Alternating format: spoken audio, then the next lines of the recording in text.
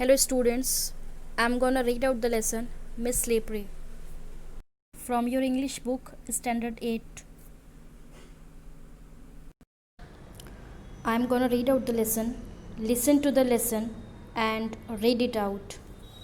Miss Slippery, Part 1, page number 18. I got ready and went to school. In the first period, our class teacher who taught us English told us to take out our composition notebooks. I took out the mathematics notebook by mistake. I replaced it quickly, but the teacher perhaps had kept her gaze fixed on me.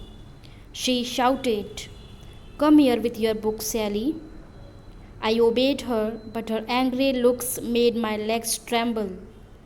And when I reached her chair, the notebook fell on her feet. Some girls laughed loudly. The teacher thought that I had dropped the notebook on purpose.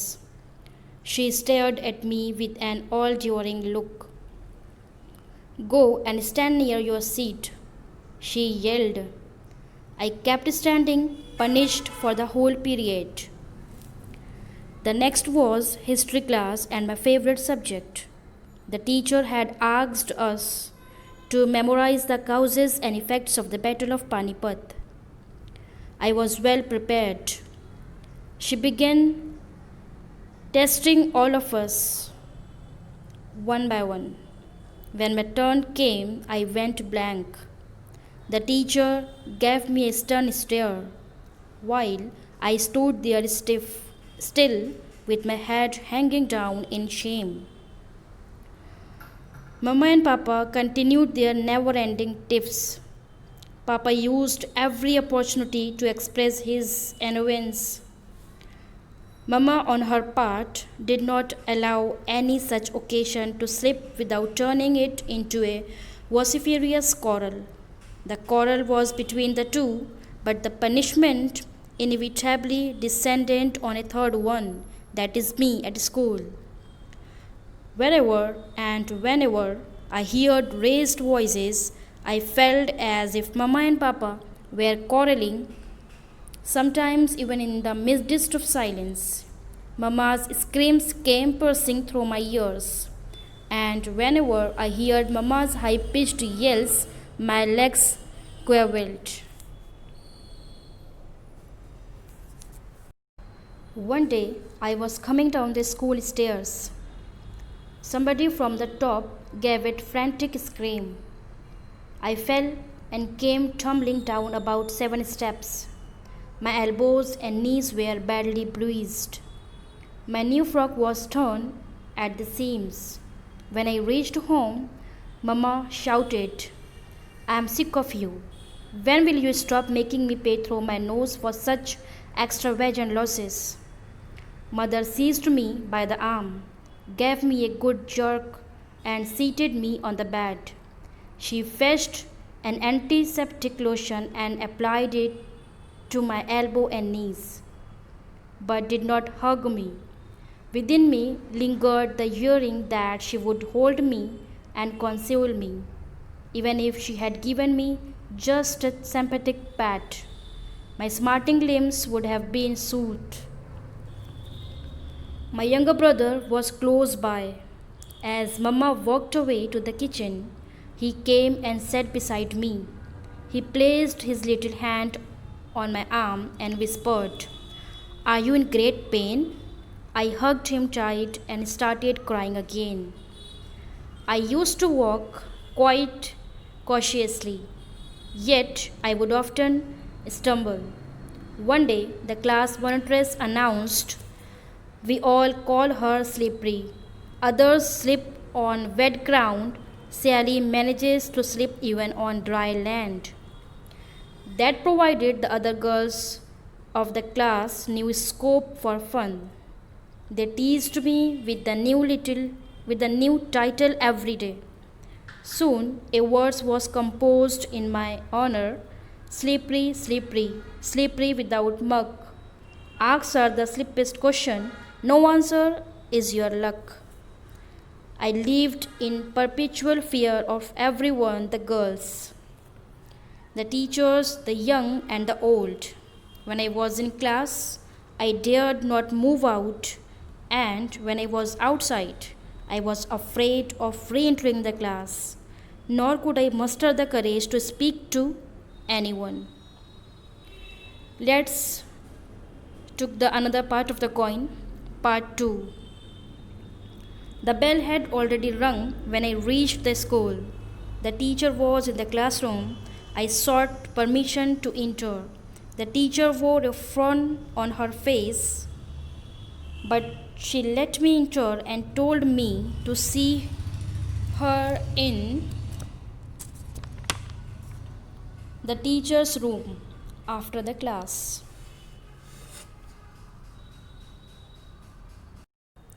Her tone was not of annoyance or anger, yet an unknown fear made me nervous. Reassuring myself that she was a kind hearted teacher and would not punish me, I reached the teacher's room with hesitant steps. The teacher greeted me with a smile and asked me to sit by her side. Her tender tone turned my sighs into sobs. She pulled her chair close to mine and patting me on the head, said, "What makes you cry, my child? I haven't said a word to you." After a brief pause, she continued, "Tell me what your problem is. Confide in me, for am I not like a sister to you?"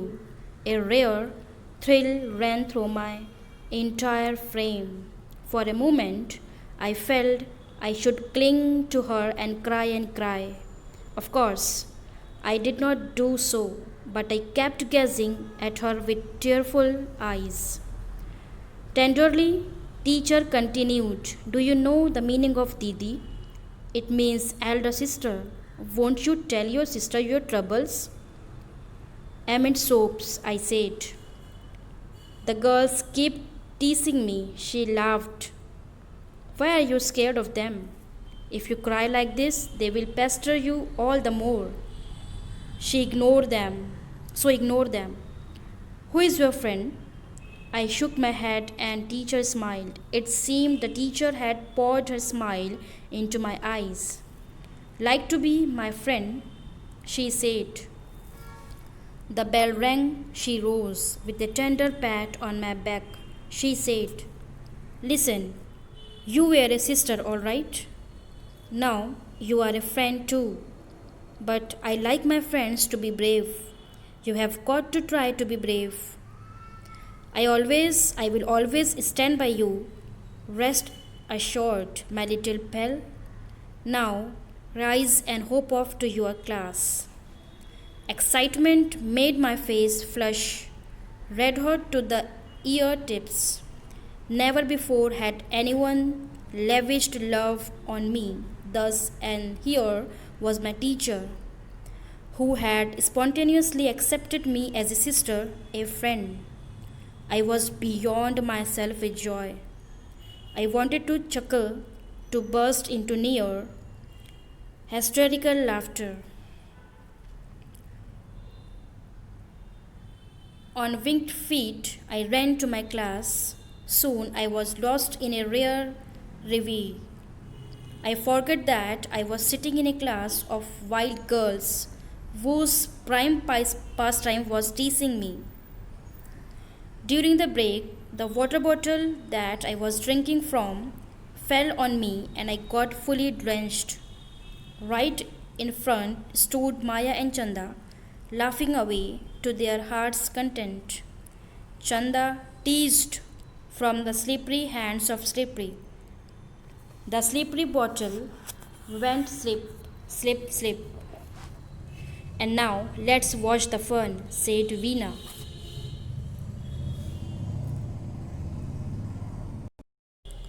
I was squeezing the water out of my wet frock.